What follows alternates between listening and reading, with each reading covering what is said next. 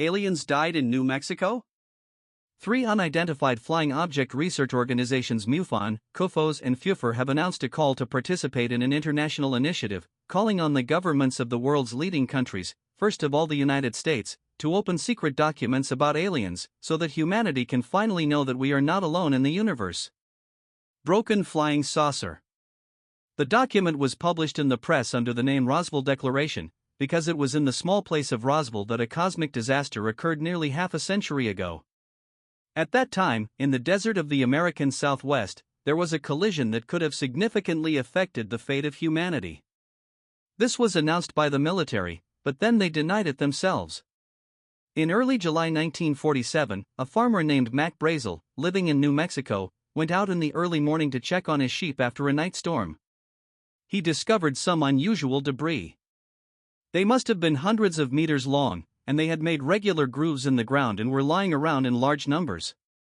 Brazel picked up a few pieces, intending to show them to his neighbors and to give them to Chief of Police George O. Vipcox. The police chief contacted the air base at Roswell. When they arrived on the scene, the military had already cleared the police out, created a heavy perimeter around the area, and removed everything they could find. They transported the pieces to Roswell, then used B-29 and S-54 aircraft to transport them to a site in Ohio. At the base in Roswell at that time there was the 509th Bomber Regiment, which was equipped with atomic bombs for the first time. On the morning of July 8, 1947, the regimental commander, Colonel William Blanchard, ordered the press to announce that parts of the broken flying saucer had been discovered. That same day, more than 30 American evening newspapers published this shocking news item. A few hours later, from the office of General Royer Romey, commander of the 8th Air Brigade stationed at Vorden, Texas, more than 700 kilometers away from the crash site, came a second announcement. The announcement said that the incident had been exaggerated, that in fact Colonel Blanchard had committed unbelievable folly in mistakenly identifying the normal balloon on his radar as parts of a crashed flying saucer. It is absolutely clear that one of these two press reports is not true. Who is the witness? Those who worked with William Blanchard and knew him well confirmed that he was a serious and business-minded man, not some idiot, as he was said to be during the second announcement. If he had not been absolutely certain that a tragic and unbelievable event had occurred with the broken flying saucer, he would never have made such an announcement to the press. The entire subsequent career of William Blanchard confirms the accuracy of the conclusions about him. He later rose to the rank of 4-star general and served as Deputy Chief of Staff of the U.S. Air Force. The first witness who took part in the research was the counterintelligence lieutenant colonel of the 509th Bomber Regiment in Roswell, Jose Marcel. He was a highly respected expert and one of the first two officers on the scene of the accident. In an interview in 1979, Marcel stated firmly, "It was not a balloon." Speaking of the material he found, he commented, "It was non-flammable." The substance weighed almost nothing and was no thicker than a piece of cigarette paper. "When I tried to bend it, it did not bend. We then used an 8 kg hammer to punch a hole in it, but it did not affect the material at all." It is hard to imagine that a man as trained and professional as Jose Marcel, who was also a counterintelligence officer of the only air regiment in the world at that time equipped with atomic bombs, could have mistaken a weather balloon for a flying saucer. And not only on the radar screen, but also later on the ground. His conclusion leads to only one thing: these remaining crusts are not of earthly origin. There can be no doubt about the professional qualifications of this witness, because later, along with performing a series of important state tasks, he participated in the preparation of a secret report on the first atomic explosion in the Soviet Union. This report landed directly on the desk of U.S. President Truman. It was not until 1992 that the real reason for the appearance of a second announcement in the military press, canceling the first, became clear. Before his death, General Tomas Dubose confessed that in 1947 at the 8th Brigade Air Base in Texas he personally received by phone orders from General Clemens McMillan from Washington about the need to cover up the crashed flying saucer incident. In the directive to General Romey, it was suggested to come up with reasons to cover up this matter, so that the press will leave us.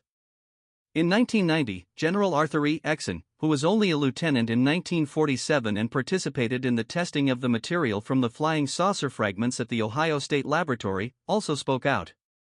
According to his assertion, every possible test had been conducted: chemical analysis, cutting, bending, compression, pressing.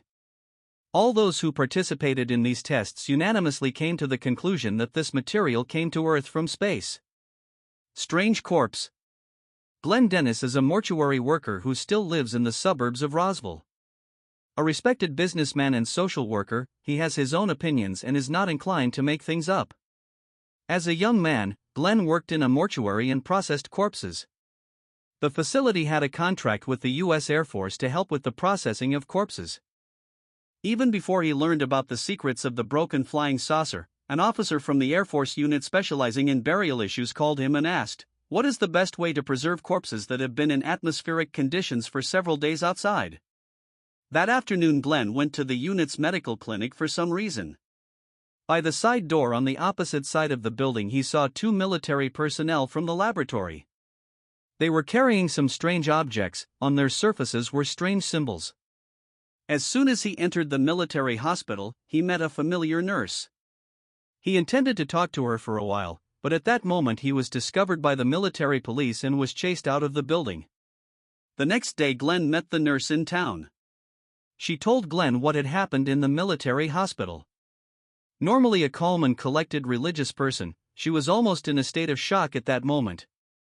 She said she was ordered to assist two doctors who were working on several small, non-human objects. She saw, one object was in good condition, while the others were dismembered, so that the anatomical differences with humans were clearly visible. She even sketched on a tissue what the individual body parts of these creatures looked like. Glenn never saw her again, and 2 days later she was urgently transferred to work in England. Secret at all costs. The main part of the flying saucer crashed near Brazel's farm. But, as it was later determined, military researchers found another part far away from the residence. According to eyewitnesses, strange objects were also found at that location. Most of the eyewitnesses to this day are still afraid of punishment from the authorities. Not only Glenn Dennis, but others were also threatened with physical punishment. According to the family members of Sheriff Vipcox, during these events, Vipcox warned his wife that he and his entire family would be killed if he ever intended to speak out about what he had seen. The military held Mac Brazel for a week and only released him after he was sworn to secrecy. He never told his family about the crashed flying saucer again in his life. The military confiscated everything he had collected at the crash site and wanted to show to his neighbors. A few months later, they also confiscated the small pieces of the flying saucer that his son had found and gathered them in the fields. Add some rays of light. Further illuminating this whole story are documents released by the Belgian Ministry of Defense in 1991.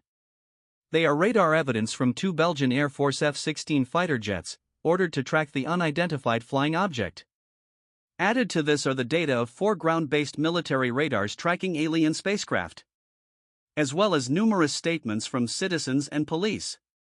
At that time, the radars of the Belgian airbase recorded an unidentified flying object. F-16 fighter interceptors took off. When the aircraft approached the flying object, it suddenly accelerated and quickly escaped the pursuing aircraft. The strange object moved at an unprecedented speed. According to NATO General Wilfred de Brover, no pilot in the world could withstand the overload that occurs when moving at such speeds. Belgian experts from NATO believe that the object is clearly of extraterrestrial origin.